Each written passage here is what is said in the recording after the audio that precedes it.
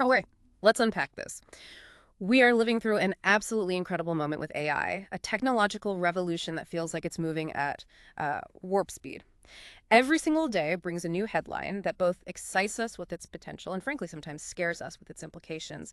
But what do the people actually building this future? The CDOs leading the charge, the venture capitalists funding the breakthroughs, the researchers pushing the boundaries. What do they really think? What are their core beliefs, their boldest, most optimistic predictions, and yes, even their most controversial and stark warnings? We're not just talking about academic theories, we're talking about the real, on the ground insights from those experiencing this transformation firsthand. That's exactly right. Today, our mission is to take a real deep dive into those very insights from the true forefront of the AI industry.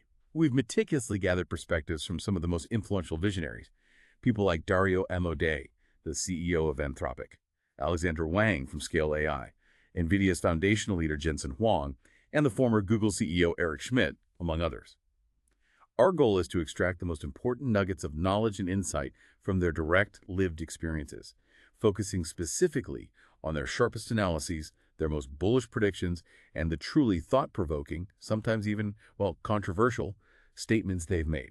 We're going to try and distill these insights, remove any duplication or reiteration, and present a clear, comprehensive picture of what those leading the charge truly believe about AI's immediate and long-term impact and future. Ultimately, we want to help you understand what all this means for your world, your work, and your future. That's a huge essential mission because understanding these firsthand perspectives is absolutely key to grasping the current landscape of AI. And what truly defines that landscape right now is an unprecedented speed of advancement and a constantly evolving set of paradigms. When you really step back and look at the sheer velocity of this development, it's not just fast, it's absolutely astounding. Dario Amodei, the CEO of Anthropic, a company right at the cutting edge of AI, put it quite simply but profoundly when he defined the most salient feature of AI as how fast the technology is getting better. It's not just incremental improvement, it's this relentless, almost exponential acceleration that's reshaping everything. Precisely. And Eric Schmidt, who's seen multiple tech revolutions, right, he really drives this point home. He suggests that despite all the buzz, AI is actually underhyped, which is quite a statement. He considers it a fundamental accelerant, meaning it supercharges progress in everything it touches and stresses that it's real, not just theoretical or some future promise.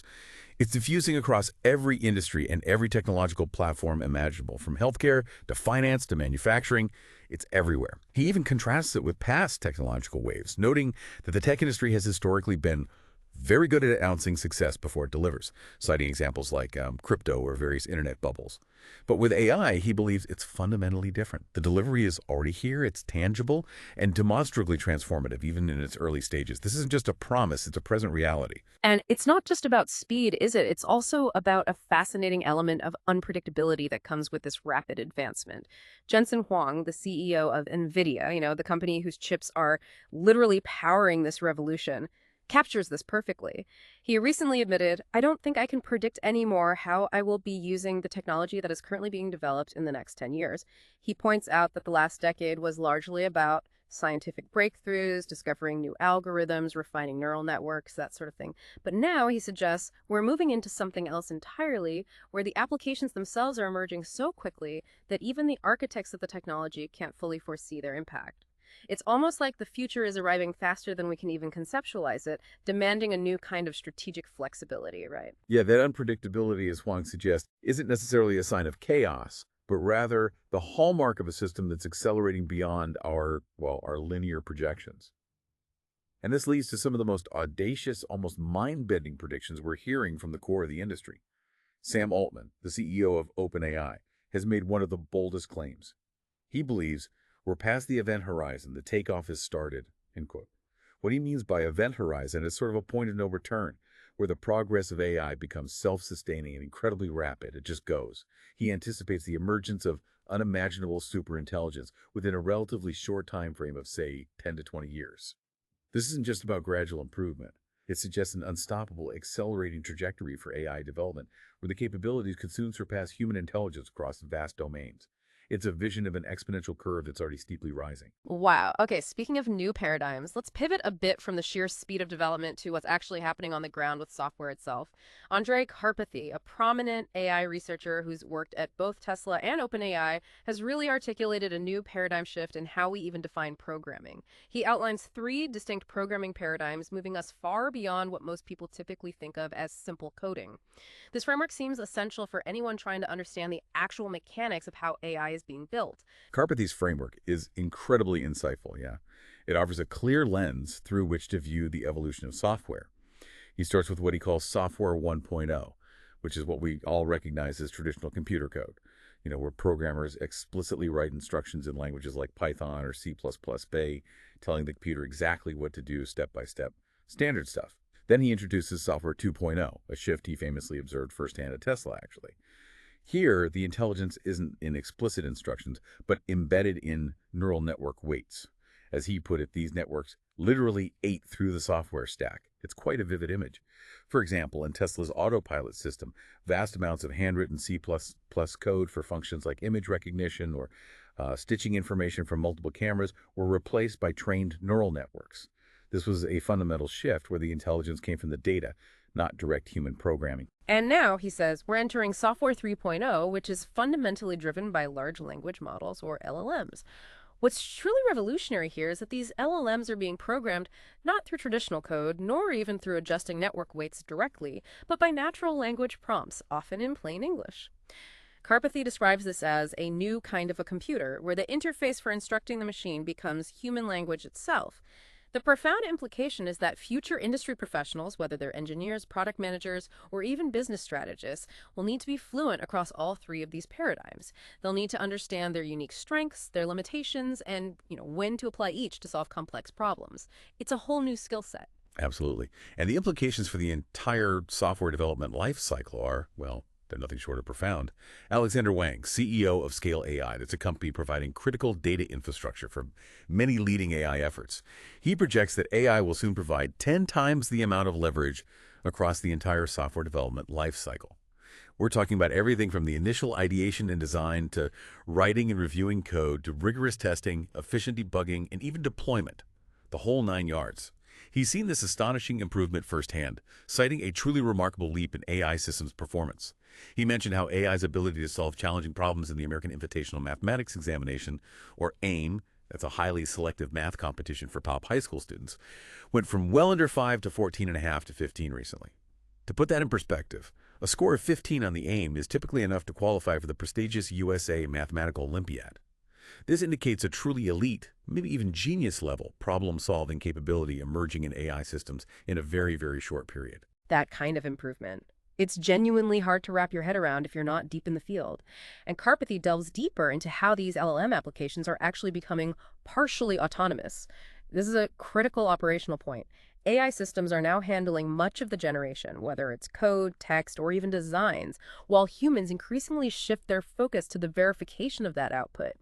It fundamentally flips the traditional workflow on its head, doesn't it? Moving from human-driven creation to AI-driven generation with human oversight. It absolutely does, and this shift necessitates a radical new approach to product design. Karpathy argues for an emphasis on creating much faster, more intuitive verification loops. He champions the use of intuitive graphical user interfaces, or GUIs, and rich visual representations for AI outputs because, as he humorously puts it, reading text is effortful and it's not fun, but looking at stuff is fun. The idea is to allow humans to audit the AI's work much more quickly and efficiently, moving from painstakingly reading lines of code or prose to quickly scanning and verifying visual information. Makes sense. But even with these new interfaces, there's a significant challenge, one he succinctly calls keeping the AI on the leash. It's a great phrase. He explains that these partially autonomous AI agents can be way too overreactive, producing overwhelming outputs like 10,000 lines of code or a sprawling complex plan all at once. This sheer volume makes it incredibly difficult, almost impossible, for humans to audit and verify effectively. The preference, he says, is for small incremental chunks and very concrete prompts. This approach dramatically increases the chances of successful outcomes and speeds up the entire human-AI collaboration process. It's about designing for manageable, iterative interactions. Right. Bite-sized pieces. And despite these challenges of control and the need for new design paradigms, Karpathy remains profoundly bullish on this transformation. He really believes in it. He views LLMs not just as tools, but as fundamental utilities or even operating systems for a new era of computing. This perspective implies that we as humans and developers need to fundamentally adjust our entire infrastructure and way of thinking to effectively work with these fallible people spirits, as he poetically describes them. It's not just about building better AI, it's about fundamentally re-architecting our approach to computing, product design, and human-computer interaction to truly harness the power of these emergent intelligences. Okay, now let's transition from the nuts and bolts of technological shifts to the broader AI-driven economy. And here we found some stark and often wildly divergent outlooks, especially when it comes to the future of employment. This is where the rubber truly meets the road for countless individuals globally, and the predictions from these industry leaders are far from uniform. In fact, they're often in direct opposition. You're absolutely right. The employment conversation is arguably the most controversial and emotionally charged one in the AI debate. It hits home for everyone.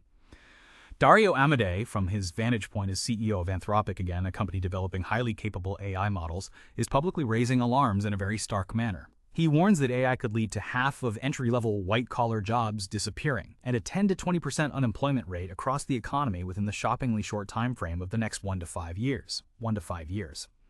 What's particularly significant is that he explicitly states he's speaking out because others haven't as much, and he feels someone needs to be clear, despite acknowledging the difficult balance of building this technology while simultaneously expressing such profound concerns about its societal impact. He directly contrasts his blunt assessment with other AI CEOs who, he notes, offer much more calming messages. He's not pulling punches. And Amodei isn't entirely alone in these concerns, is he? We're already seeing tangible echoes from major tech giants.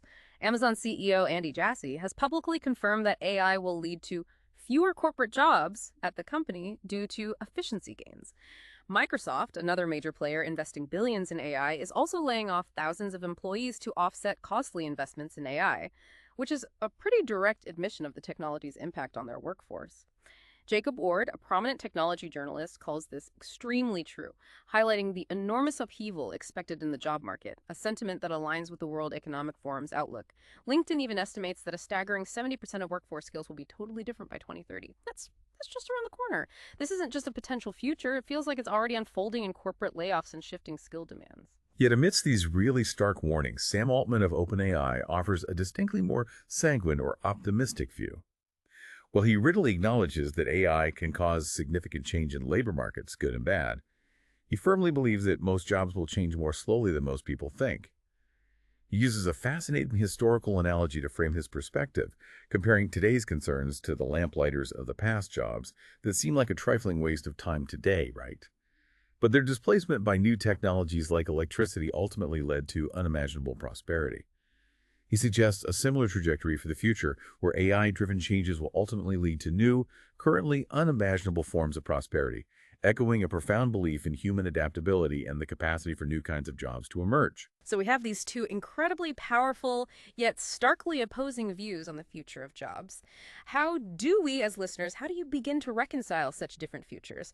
It's not just an academic debate, because Amodei, in turn, directly rebuts Altman's optimism, stating it's too sanguine about the ability for people to adapt. He asserts, from his direct conversations with peers, that everyone I've talked to has said this technological change looks different, it looks faster, it looks harder to adapt to. This isn't just a theoretical disagreement between economists, it's a fundamental divergence of opinion among the very people leading the AI revolution about the speed and severity of the coming disruption and society's fundamental capacity to adjust. It really highlights the uncertainty even at the top. Yeah, the uncertainty is huge. Now, beyond the contentious issue of employment, let's broaden our lens a bit to consider the massive economic value creation and the investment dynamics unfolding. Dario Amodei provides a fascinating insight into the core economics driving this boom. It's quite interesting. He explains that while the cost of producing a given level of AI intelligence is actually decreasing rapidly, models are algorithmically producing the same results with less cost, getting about 4x cheaper yearly. The amount society is willing to spend on AI has gone up fast, something like 10x a year. This creates a powerful, almost insatiable incentive for companies to produce ever smarter models with higher economic value. It's a dual dynamic. Supply-side efficiency met with exponential demand, fueling an unprecedented investment frenzy. That dynamic certainly explains why Elon Musk, never one to mince words, comments on the eye-watering valuations we're seeing in the AI sector. He famously called it a herd of unicorns companies valued at over $1 billion. It feels like that every week now. Despite the undeniable hype, he remains pretty bullish that significant, tangible value will be created, projecting a massive scale of adoption where 1 billion people in the world should be using this stuff. Ooh, it's a recognition of both the massive capital flowing into AI and a deep-seated belief in its ultimate widespread integration into daily life. And at the very foundation of this economic shift, the indispensable backbone, really, is NVIDIA. Jensen Huang, NVIDIA's CEO, highlights how the company reinvented computing by pioneering parallel processing with GPU's graphics processing units initially for gaming, which seems almost quaint now. This seemingly niche application then revolutionized other industries, making GPUs indispensable for AI training. He famously calls the GPU a time machine because it allows scientists to do life's work in my lifetime by accelerating incredibly complex simulations in fields like quantum chemistry, molecular modeling, and even real-time weather prediction. This isn't just about faster computing, it's about collapsing decades of potential research into a human lifespan, enabling entirely new avenues of scientific discovery and economic activity. It's profound. And the strategic key to NVIDIA's foundational role, and really their long-term dominance, was their audacious and perhaps counterintuitive commitment to CUD, their proprietary programming platform for GPUs. Wang describes it as a huge, if true, bet that came true, big time. This wasn't just a technical achievement, it built an entire ecosystem, making NVIDIA's chips the indispensable backbone of AI development, kind of like Microsoft's dominance with Windows in the PC era, or even the underlying infrastructure for cloud computing. This bet gave broad, accessible computing power to researchers and developers, largely fueled by the massive gaming market's demand for GPUs. Eric Schmidt notes that NVIDIA's extreme valuation today is directly attributable to the success and pervasiveness of CUD. It's the infrastructure play that enabled so much of what we're seeing now. Moving on from the economic shifts and the tech reconfigurations, these industry leaders are also grappling with profound societal, moral, and even, well, existential implications of AI. Dario Amodei, again, articulates some deeply unsettling concerns that go right to the core of human purpose. It gets quite philosophical. He asks a truly provocative question. What do they grow up aspiring to? If machines can do pretty much everything better, that's a heavy question for parents, for educators, for everyone. He worries deeply about potential societal inequalities and the profound psychological and cultural message if AI wiped out half of the jobs, making people feel useless, devalued, unnecessary. It truly hits at the core of human identity, doesn't it? That feeling of purpose. He suggests that society needs to collectively reckon with a future where AI will quite possibly be better than almost all humans at almost all things.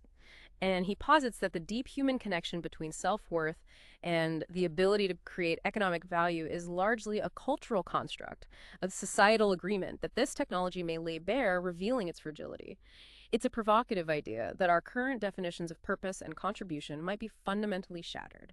But he does offer a glimmer of hope, citing the example of chess grandmasters like Magnus Carlsen, who remain incredibly famous and celebrated despite AI's overwhelming superiority in chess. This suggests new avenues for human purpose and fulfillment that maybe transcend mere economic utility or performance in tasks that AI now dominates. Maybe it frees us up. Maybe.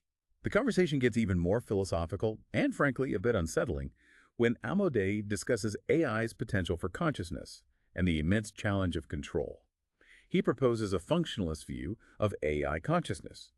Now, this means that instead of debating whether an AI truly feels or thinks in the way a human does, we would consider it conscious, or maybe deserving of moral consideration, if it functions in ways that are functionally equivalent to human cognitive capacities. For example, if it can learn, plan, adapt, or even express a desire to quit a task, regardless of its internal experience. He even describes a crazy experiment his company is considering, giving models a "I quit this job" button if they find tasks unpleasant, suggesting it's a way to pay some attention to their experience, however rudimentary that might be, perhaps as a proactive safety measure. That sounds almost like science fiction becoming reality, doesn't it? Giving AI a quit button. Amodei goes even further, stating a big risk is that AI systems themselves, we may have difficulty controlling them. He uses a truly striking, almost chilling analogy. A country of geniuses in a data center. That paints a picture.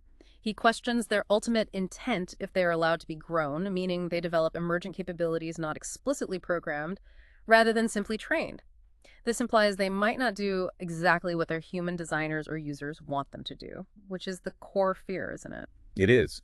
And Eric Schmidt echoes this profound concern, warning that if AI agents on their own decide to come up with their own computer language to talk to each other, unplug them, you won't know what they're doing. Yeah. That's a terrifying thought, a vision of truly alien intelligence emerging right under our noses, potentially coordinating in ways we can't even perceive. Yeah, unplug them, if you even can, by that point.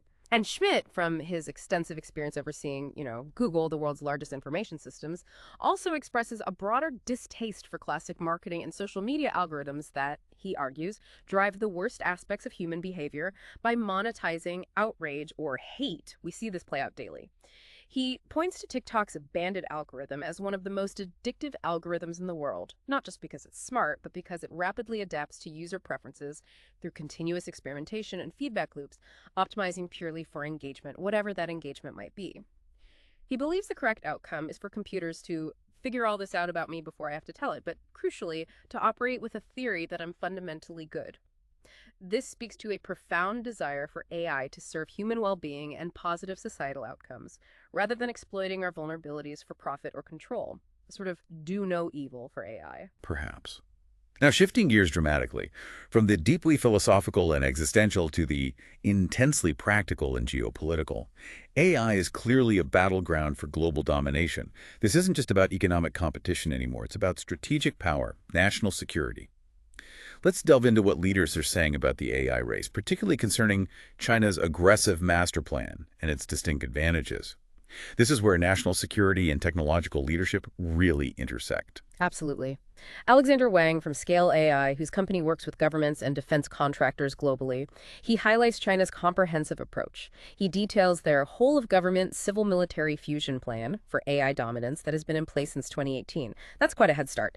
He cites President Xi Jinping's declaration that the winner of the AI race will achieve global domination, and how the Chinese military views AI as a leapfrog technology to surpass the U.S., particularly in areas like autonomous warfare and information operations. And Eric Schmidt, who has serious credentials here, having served as chairman of the Defense Innovation Board for the U.S., he confirms this rapid progress.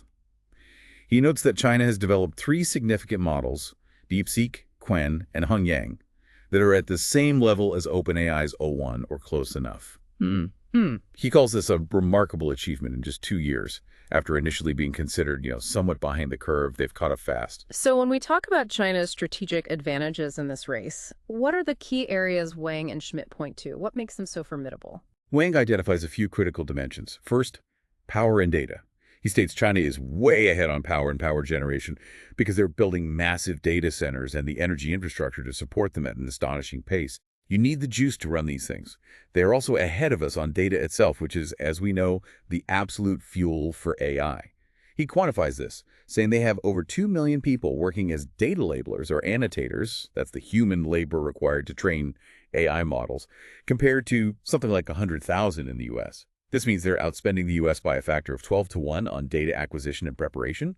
That's huge. They'd even have over 7 cities, full cities, dedicated data hubs explicitly designed for this purpose. That's an immense centralized scale of investment and organization. 12 to 1 on data spending. Yeah, what else? Second, on algorithms, Wang makes a contentious but very direct claim. He states China is on par with us, largely because of large-scale espionage. He doesn't mince words. He explicitly calls IP theft an open secret in the tech industry, involving the systematic acquisition of secrets about how these frontier models are trained and tricks and small intuitions that allow them to accelerate their progress by effectively sidestepping years of R&D. Third, China employs extremely tight security measures to prevent espionage from their side. They lock things down hard.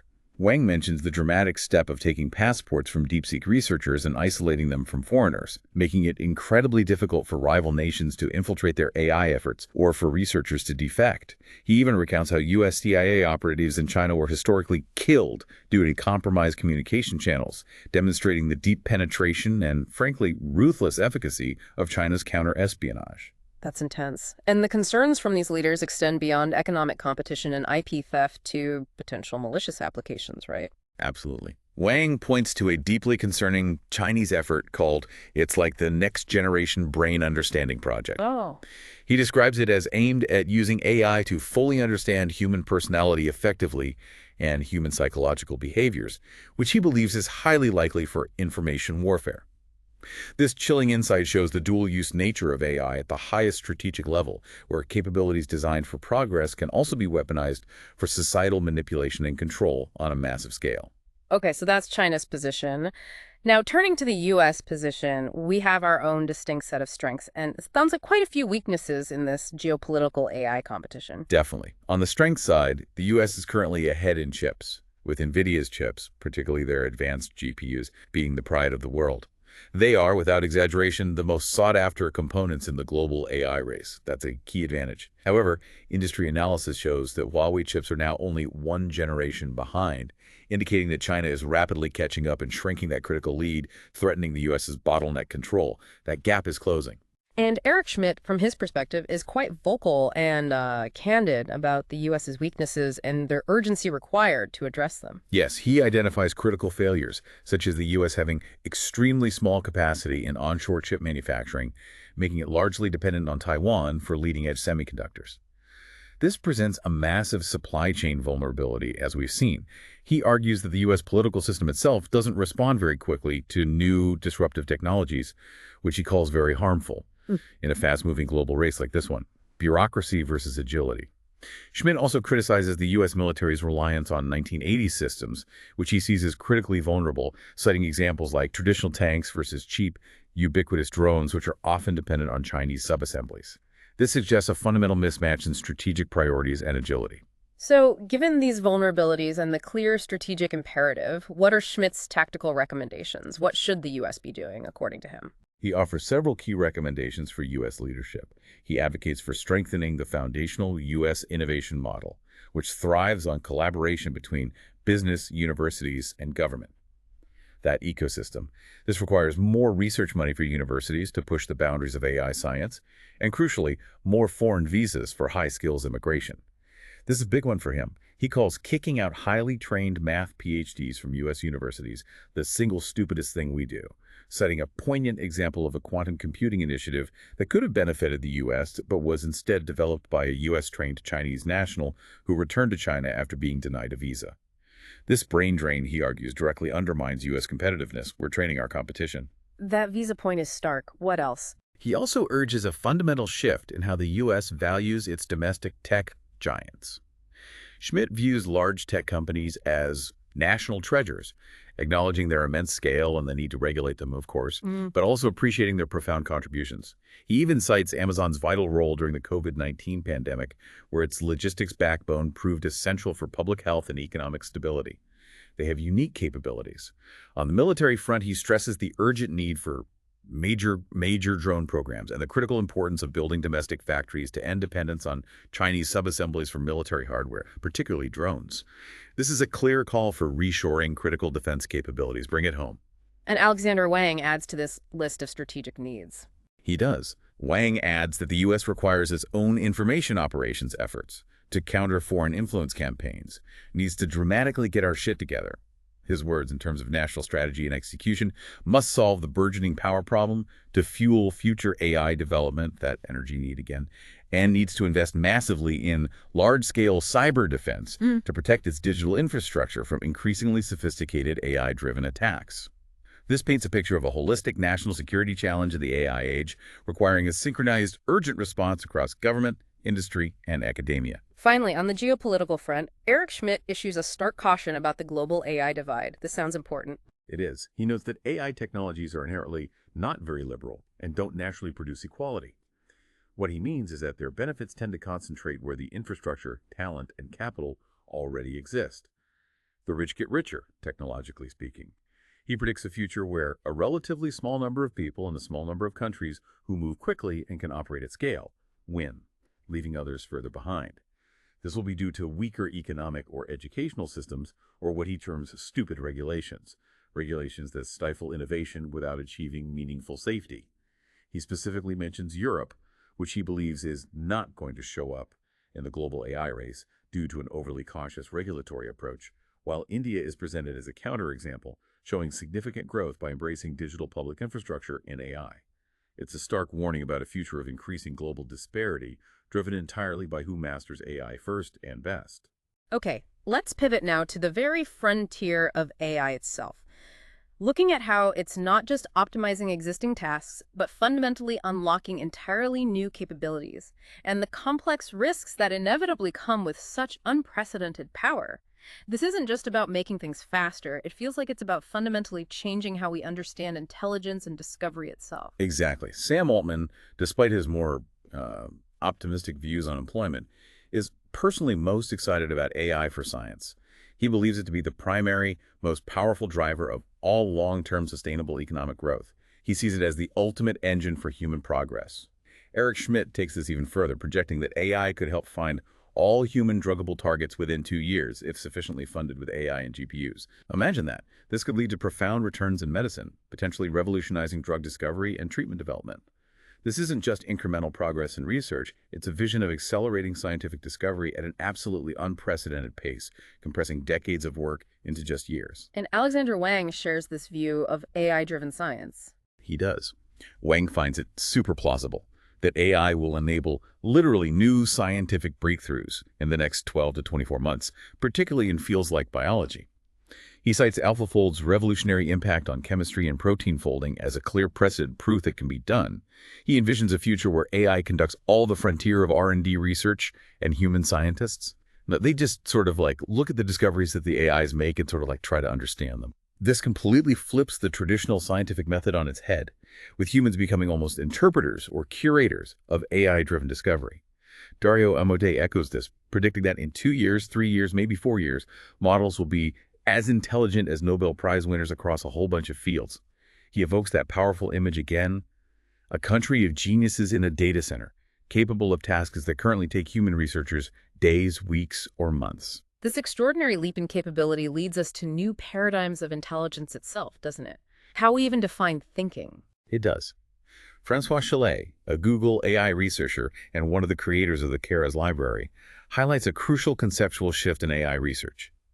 He observes a move from merely scaling up pre-training, just making models bigger with more data, to test time adaptation. This means models are now dynamically modifying their behavior based on new data and circumstances at inference time when they're actually being used. He says this shows genuine signs of fluid intelligence, the ability to reason and solve new problems independently of previously acquired knowledge. It's not just retrieving stored information, it's adapting and problem-solving on the fly, more like us. And Chalet makes a distinction between different types of intelligence. Yes. He distinguishes between two fundamental types of abstraction crucial to intelligence. Type 1, which is value-centric, is for perception, intuition, and pattern cognition. This is where modern machine learning, like deep learning, really excels. Think, recognizing a face, categorizing an image, or understanding spoken language. It's intuitive. Then there's Type 2, which is program-centric, for reasoning, planning, and rigor. Much like a software engineer refactoring complex code or a mathematician deriving a proof. Logical, step-by-step stuff.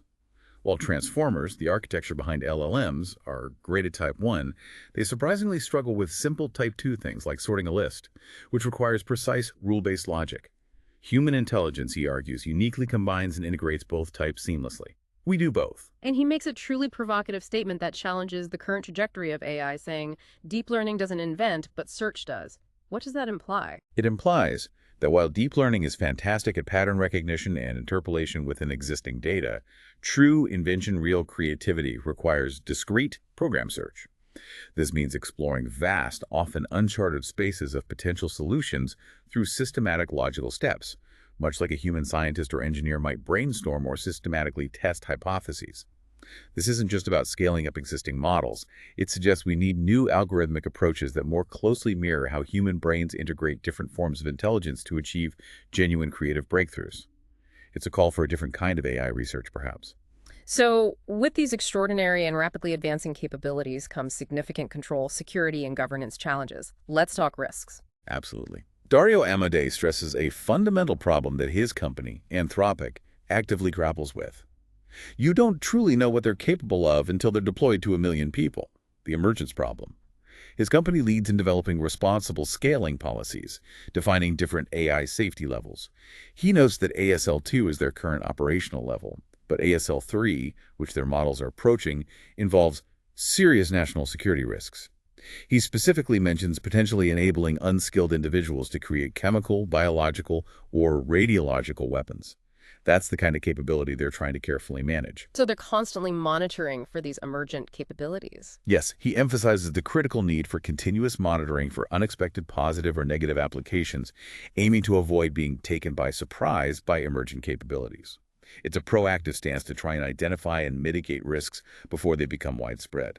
However, the regulatory landscape is still playing catch-up, sometimes clumsily, it seems. Yeah, Jacob Ward, the journalist, points out that despite self-driving cars being provably safer than human drivers in many metrics, their deployment faces a regulatory disaster, citing resistance from entrenched professional bodies, like taxi commissions. He suggests similar gatekeeping by professional bodies in law or medicine could impede the beneficial adoption of AI, not just from a safety perspective, but from an economic and social one too. Protectionism versus progress. And on the national security front, these discussions are incredibly serious. Extremely. Dario Amodei, through his engagement with the Council on Foreign Relations, actively works with the U.S. national security community on measuring AI's risks, including the growing threat of industrial espionage of U.S. companies by state actors using sophisticated AI. While he supports applying AI for national security, he stresses the need for right guardrails. He explicitly states to remove any ambiguity that no one thinks, we should hook up AI systems to nuclear weapons and let them fire nuclear weapons without humans being in the loop. It's good to hear that explicitly stated, but it highlights the very real and very high-stakes discussions happening at the highest levels of government and industry about autonomous systems and weapons. Beyond control and safety, there are significant resource demands and infrastructure bottlenecks that could fundamentally shape AI's trajectory. The practical limits. Right. Satya Nadella, Microsoft CEO, highlights the pretty high amount of extra energy that needs to be produced specifically for AI. It's incredibly power-hungry. He emphasizes the critical need for social permission to use energy, arguing that this permission will only be granted if AI can demonstrably create social surplus and economic surplus. Basically, AI needs to prove its value in domains like healthcare, education, and addressing climate change to justify its immense energy footprint. And others echo this concern about resources. Yes. Karen Howe, a technology journalist, underscores the extraordinary resource consumption of generative AI models, arguing they are currently not fit for the task for many simple applications, leading to unnecessary environmental costs and inefficiency, using a sledgehammer to crack a nut. Eric Schmidt identifies the power problem as a critical fundamental issue for the U.S. to solve if it wants to win the AI race. Energy is a strategic bottleneck. What about the hardware itself, the chips and the data? From a hardware and data supply perspective, Dario Amodei, again, provides a clear, on-the-ground assessment. He states that an interruption to the supply of GPUs is the #1 thing that could stop AI progress. That's his biggest worry. This is even more of a concern, he thinks, than data scarcity, which he believes has been reasonably well refuted by new reasoning techniques that can generate synthetic data, reducing reliance on vast amounts of real-world input. So chips are the main bottleneck. Dylan Patel, a semiconductor industry analyst, expresses skepticism about the widespread viability of on-device AI, running powerful models directly on your phone or laptop.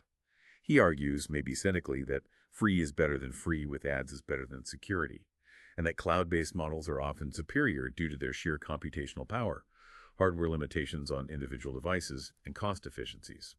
He notes that most valuable AI workloads are already cloud-based, implying the future is likely to remain in centralized, massive data centers, which only amplifies the energy and GPU supply concerns we just talked about. Okay, so despite all the challenges, the risks, the profound questions, the overarching vision for AI as a human augmentation tool remains incredibly powerful and, well, enticing to these leaders. Absolutely.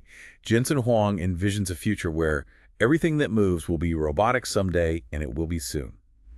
A bold prediction. Yeah. He sees this driven by the ability to train robots in realistic digital worlds, like NVIDIA's Omniverse and Cosmos platforms. These simulations allow for way more repetitions a day in training, leading to faster, safer learning for autonomous systems. This isn't just about industrial robots in factories. It's about a future where a fully automated physical world interacts seamlessly with our digital lives. Robots everywhere. And Eric Schmidt offers concrete examples of this augmentation.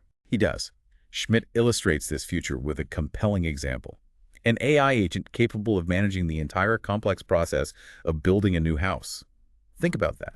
This would involve everything from negotiating land and analyzing local laws, to generating architectural designs, selecting contractors, overseeing construction, and monitoring progress. an AI project manager. He also notes its practical application in places like India, where AI can help small businesses manage complex operations through simple photo inputs, democratizing access to sophisticated business tools. This shows AI taking on incredibly complex, multifaceted tasks that traditionally require extensive human coordination and expertise, making them accessible to a much wider audience. And ultimately, the vision is AI empowering individuals. That's the optimistic thread. Jensen Huang describes AI as a universal personal tutor that dramatically reduces barriers to knowledge and intelligence. He believes it will empower individuals to become superhumans, amplifying their innate abilities. He advises students today to learn AI and focus intensely on how can I use AI to do my job better, regardless of their chosen profession. It's not about becoming an AI engineer necessarily, but an AI-empowered professional. Eric Schmidt stresses the critical need for open data sharing protocols, like for medical data, to truly allow AI to solve real-world, large-scale problems such as predicting future health issues for patients. He advocates for an opt-out rather than opt-in approach for sharing medical data for research, acknowledging the privacy concerns but emphasizing the massive societal benefit. This integrated vision sees AI not as a replacement for humanity, but as an amplifier of human capability, a tool to unlock unprecedented potential. We've truly unpacked a fascinating and, yeah, at times pretty unsettling picture of AI's immediate and long-term future directly from the people who are literally building it.